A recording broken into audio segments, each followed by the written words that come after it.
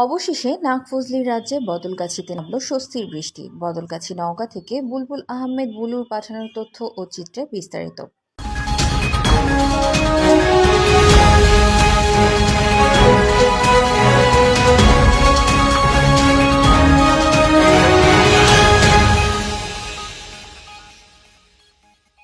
দীর্ঘদিন ধরে চলা টানা তাপদাহের অবসান ঘটিয়ে অবশেষে নাগফজলির রাজ্যে খ্যাত নওগাঁর বদলগাছিতে নামল এক পশলা স্বস্তির বৃষ্টি।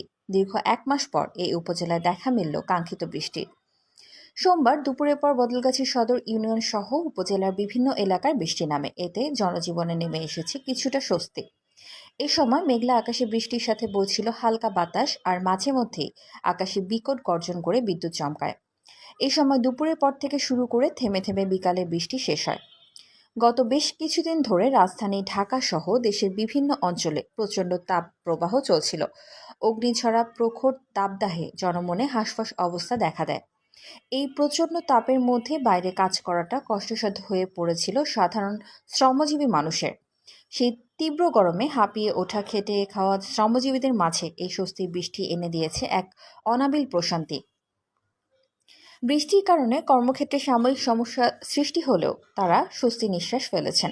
দীর্ঘ সময় বৃষ্টি না হওয়ায় অতি খরায় এই উপজেলার বিভিন্ন ইউনিয়নের ফসলি মাঠে ক্ষেতের গাছের কিছুটা ক্ষতির সম্মুখে পড়তে হয়েছিল। খুব কষ্ট হচ্ছে বর্তমানে। আবার নর্মাল জন্য একটু ভালো লাগছে। দীর্ঘদিনটা বৃষ্টি নাই,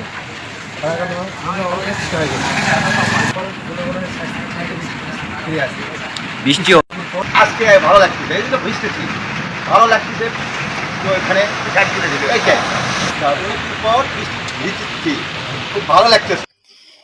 এদিকে বৃষ্টি না হয় আর অন্যদিকে তীব্র খরায় আম গাছের ডগায় ঝুলে থাকা আমের ছোট ছোট গুটি কিছুটা ঝরে পড়ে।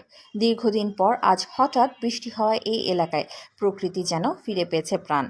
তবে এই অঞ্চলের কৃষি আবহাওয়া অধিদপ্তর এর আগেই বৃষ্টির পূর্বাভাসে জানিয়ে দিয়েছিলেন।